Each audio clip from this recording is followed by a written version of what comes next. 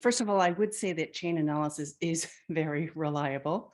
And just to get to the question of my interest, to be honest, my main interest is in everyday life in North Korea. But in studying North Korea, I quickly realized that the nuclear program casts a long shadow on every aspect of life in North Korea. Kim Jong-un has invested so much in his nuclear strategy that every single North Korean is implicated and affected by that dominant nature of his single-minded drive to build nuclear weapons and ballistic missiles. So absolutely, when North Korea is launching round after round of ballistic missiles, we really have no choice but to look at this question of where the money is coming from. You know, North Korea, their state media, they like to project the best side of Pyongyang, its most modern, its most sophisticated side. But the fact is, North Korea is one of the poorest countries in the world. It's a country that has been living with sanctions for decades, including some of the most stringent sanctions that have ever been imposed by the UN Security Council. And the border, on top of all of that, the border has been pretty much sealed for the past 2.5 years.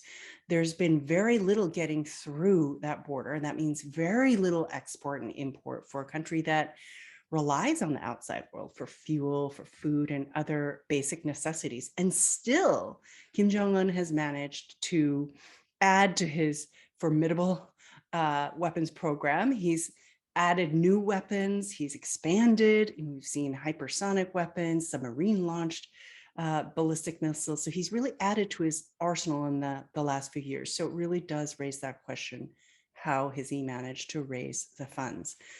So I am not a cyber expert, but I did spend many years as a journalist in North Korea. I made reporting trips to North Korea from 2008 to 2017. And I was there during what I like to call the succession period. And this is during the time when Kim Jong-il was preparing his son, Kim Jong-un, to become North Korea's next leader. And during that period, one thing that I noticed was this propaganda campaign that was really centered on science and technology. That became Kim Jong-un's, I guess what we could call his campaign platform. And during this period, I spent a lot of time with students at Kim Il-sung University, Kim Chek University, the Pyongyang University of Science and Technology. And I got the sense that Kim Jong-un was not only trying to woo these students who would become his future power base, they are really in some sense his peers. He's trying to woo them with science and technology, but also investing in an elite group of students to become very computer savvy. At the same time, we could see that modernization was part of his strategy. Modernization is very key for the development of North Korea's economy. Science and technology are key components of modernization. But as we were seeing the North Koreans modernize factories, get online, digitize, I couldn't help but wonder if this investment in science and technology had a dark side as well. As you may know, North Korea has a very long history of illicit money making to try to get around the sanctions. Everything from forging currency, what we call super notes, to manufacturing drugs. But I wondered whether Kim Jong-un could be using science and technology as a tool, just like he was doing in the military by investing in nuclear weapons instead of conventional weapons, to find a new, more modern way to get around the sanctions and make money. And that's exactly what the FBI says North Korea has been doing. So I do have a podcast, so this is my chance to pitch my podcast.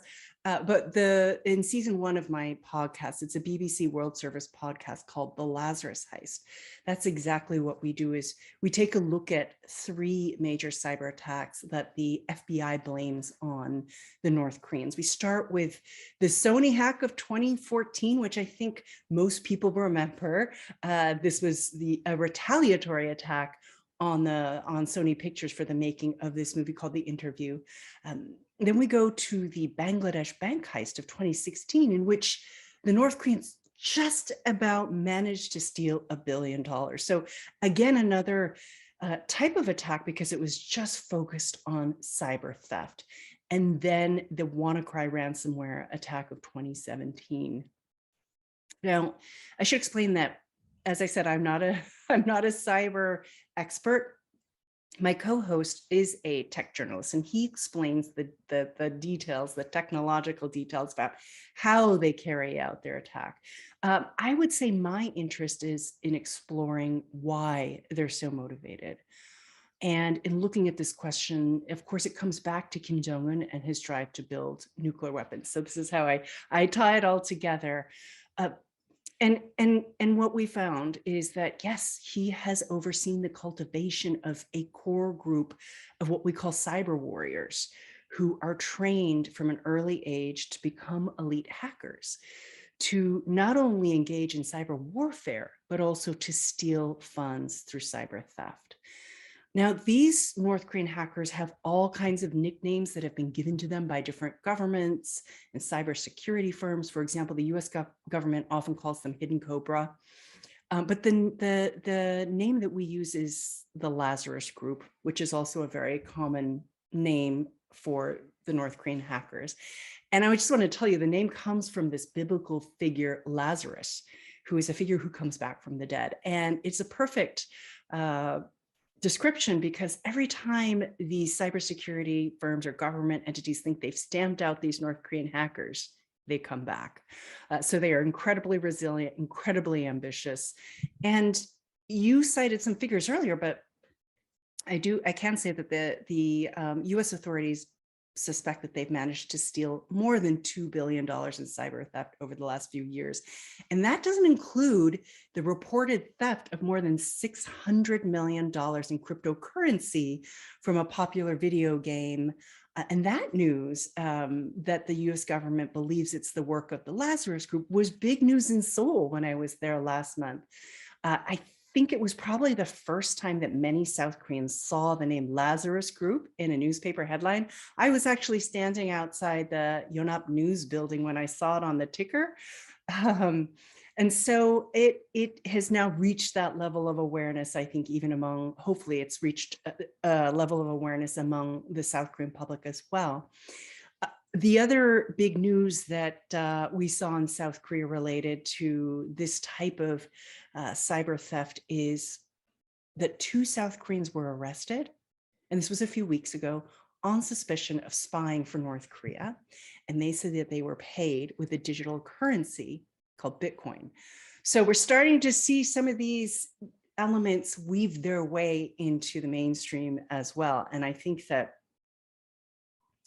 even though cyber itself is very hard for us to wrap our heads around, I think that it's very important to recognize just the depth of their presence in our lives, as well as the amount of money that they're raising to fund North Korea's nuclear program. Now, one of the reasons why I think we haven't heard so much about North Korea's hackers is because we underestimate them. I don't think that we can imagine how a country as poor and disconnected as North Korea could possibly produce such successful hackers. So there's a bit of a disconnect in our minds. How could North Korea produce hackers when most of the people are disconnected from the internet?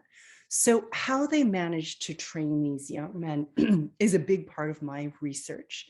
And it does mean that we study how they send these young men abroad. And so that does involve understanding and looking at that overseas network. And certainly looking at that overseas network has been fascinating. It's hard for them to learn how we use the internet unless they are part of our world. Nowadays, our lives are so much online, and especially in South Korea more so than any place else. And in some ways, for these hackers to become successful, they have to learn how we shop online, how we bank online, how we live online.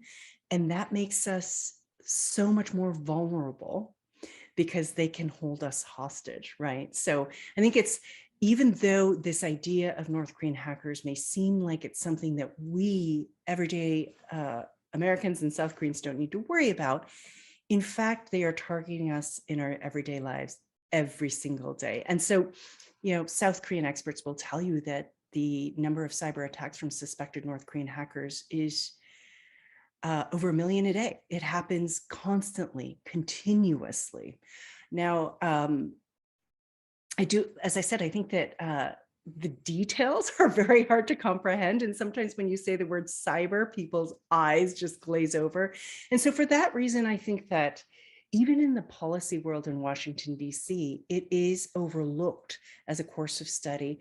But I do believe that it needs to be part of our policy research when it comes to sanctions, because all we need to know is that with these stringent sanctions that the North Koreans face, and with the border closures, and we don't know when that's going to open up, North Korea is relying more heavily on cyber theft.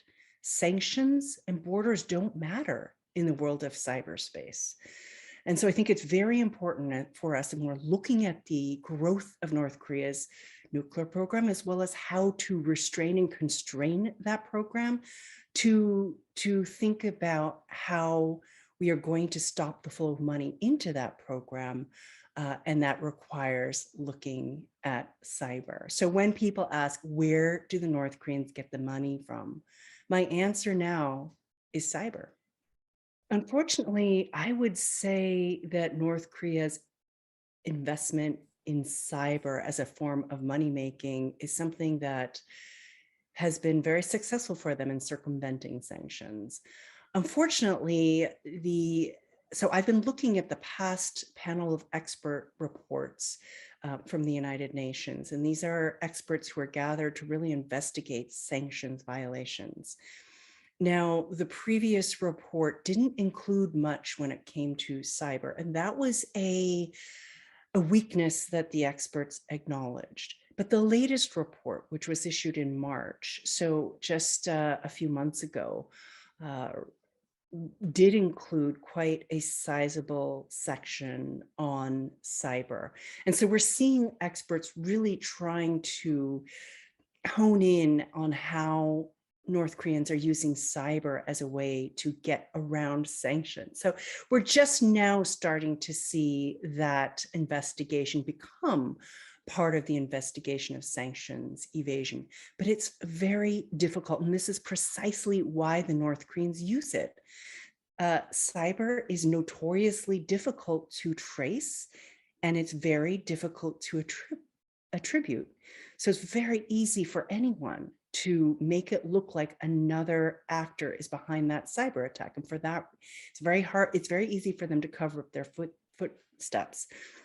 And for that reason, it can be very, very hard to trace, track, and attribute these cyber attacks. However, I think the North Koreans are leaving some telltale signs. I think one of our cyber experts called it little crumbs, because I mean, there's some intriguing details, but if you understand North Korean, the language, you can also recognize that there's a difference in the language, right? There are slight variations in the spelling and vocabulary, and some of those come up in the malicious codes that the North Koreans are using. So I hope I'm not giving them a tip off, but I think there are some little clues that the North Koreans leave behind that allow the FBI in particular to connect the dots and connect these cyber attacks. They see a pattern of some of the small errors that the North Korean hackers are making. So I would say that this is an example of how they are very aggressive, but in some ways, because they haven't grown up in the internet the way we have, they're a little bit clumsy still. And those little clues give us a trail back to the source. But that, I think, but there's a big challenge when it comes to tracing and tracking. And then how do you stop these attacks? It's a challenge. And I think that part of what the sanctions regimes have to do is to really target those overseas networks, for example, that I mentioned, the support structure that provide the training to these young men who are dispatched to different countries on legitimate visas. And I should point out that this would have been several years ago, but were dispatched on legitimate visas to carry out IT work, but were moonlighting as hackers. And this is what the FBI believes. As you may know, UN Security Council resolutions required called on member states to send North Koreans back to Pyongyang by December 2019 as part of UN Security Council resolution sanctions. But whether or not all the North Koreans made it back remains a question. Not only did some countries not send them back, or some North Koreans simply did not go back, I think with the border closures, it was difficult for them to go back. And so I do think it's quite possible that we have quite a number of North Koreans still working overseas, perhaps illicitly, perhaps on forged visas, still carrying out some of this work. So for this, one way to really clamp down on this would be to target that overseas network. And we're certainly seeing the sanctions trying to get more and more specific in stemming the flow of currency back to North Korea, but also really making it very difficult for the North Koreans to operate overseas. In terms of what the North Koreans have been doing to circumvent US-led sanctions, absolutely this investment in cyber is their way to get around them. The challenge for the North Koreans now, they've been investing in cryptocurrency, is how to turn that digital currency into fiat currency. And so they are still facing some challenges, but we're seeing it's a little bit like a cat and mouse game, frankly, between the North Koreans and the Americans, in the sense that we're starting to see the US Treasury issue sanctions that are very specific and very targeted to try to really rein in these hackers by attacking the tools that they are using to try to get that money and turn it into fiat currency. So it is a bit of a cat and mouse game, I think. And unfortunately, it feels at times like the North Koreans are constantly one step ahead. Now, one of the things that I've been looking at is South Korea's role. Now, South Korea has been a target of cyber attacks from North Korea for a lot longer than the United States. The Sony attack in 2014 really was the first time that we in the United States, and to be honest, I was in North Korea at the time, but this is the first time that the Americans really became aware on a broader level of North Korea's ambitions. But as you probably know, South Korea has been a target for many years. And in some ways, I see South Korea as being kind of a practice ground. So everything that we were seeing in South Korea, we've seen them try out elsewhere. And so I think South Korea likely has a wealth of information and experience with North Korean cyber attacks that could be very useful as North Koreans take their cyber attacks global. We've seen two summits between President Biden and South Korean president. So we had the summit with then President Moon Jae-in, and that was a very successful summit that also focused on the role that South Korea can play as a leader in technology. And then, of course, the more recent summit with President Yoon. And both of them very successful, but in perhaps slightly different ways. I think that this more recent summit with President Yoon was very successful in projecting that image of strength and unity. This trip by President Biden was really all about restoring alliances and reassuring allies in Asia that even though he's been preoccupied by Afghanistan and then Ukraine, that he hasn't forgotten about those partnerships. And it really was designed to convey and display this reassurance that the relationships are intact, and to project to adversaries that there's complete coordination and commitment on the part of the United States to its allies. So in that sense, I think it was very successful. I was happy last year with the summit between then President Moon and President Biden, to see that they had a line in their summit statement promising to create a working group on cyber. Unfortunately, I've heard that there hasn't been much progress, that the working group hasn't met very often. And that's disappointing, because for the work that I do, I think it's absolutely necessary for them to take this threat very, very seriously. I was happy to see in reading Biden's statement from the White House that there was, again, that mention of an emphasis on a technology alliance, but also specifically on cyber. And I think this is an area where South Korea can really take a lead, not just with the relationship with the United States, but globally. South Korea is regarded in the rest of the world as being on the forefront of technology. And this is an area, South Korea's always been, I shouldn't say always, but I would say for the past 10 years, really been at the forefront of technology. Anything that I saw happening in South Korea, I knew would happen about 5 years later in the United States. We're very behind in some ways here. South Koreans are so quick to adapt, quick to innovate. And in the same way, South Koreans should take that sense of pride about their ability to adapt and innovate, and really step forward and be a leader in every area of technology, and that includes cybersecurity. And so I would really like to see South Korea take the lead in this relationship, because South Korea has been a target of cyber attacks from North Korea for such a long time, has a depth of experience, has a lot of experience to share. And not just with the United States, but other partners in the world. I think that when we look at crypto theft, the theft of cryptocurrency, one of the things that the North Koreans and it's not just the North Koreans, but hackers are taking advantage of is this vulnerability, because there's such a lack of regulation, both on the national level and internationally. There's no regulation whatsoever. So they are going from country to country, taking advantage of this vulnerability in specific countries.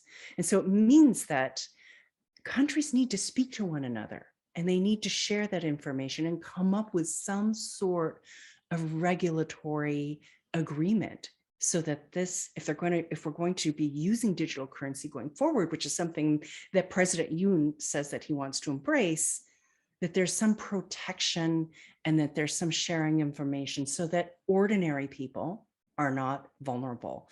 We had the case in South Korea, right, with the plunging of the Terraform cryptocurrency. And so we can see firsthand in South Korea how vulnerable cryptocurrencies are, and the need for regulation if we're starting to use them as a regular currency, or as a currency in more mainstream use.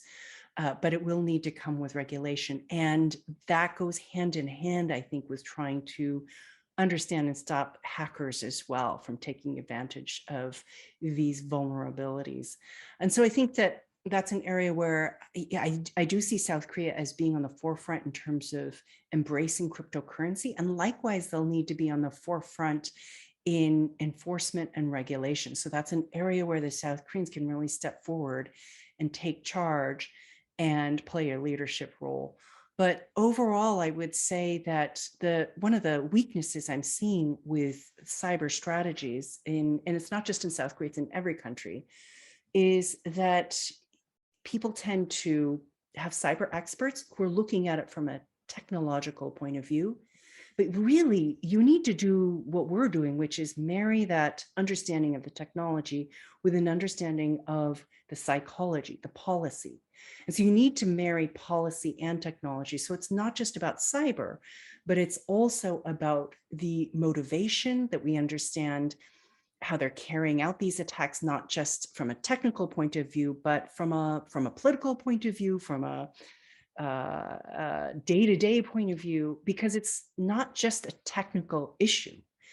It's far more than that. And so we need to start seeing our governments treat it like a policy issue rather than just a tech issue. And I would say that there's another challenge, which is that when it comes down to it, we can't compete with the motivation that Kim Jong-un has in training cyber warriors. He has staked his entire strategy on the nuclear program. And so he has also invested in these cyber warriors. They have more motivation and more pressure than any of our cybersecurity experts could ever have. And so there's a built-in asymmetry, and that's to our disadvantage. So governments, including the South Korean government, need to invest in their cyber experts, in their cybersecurity experts, and treat them like cyber warriors as well. And until that happens, we just won't be able to stop these very aggressive and very motivated North Korean hackers. And they are working for their leader, they are working for their state.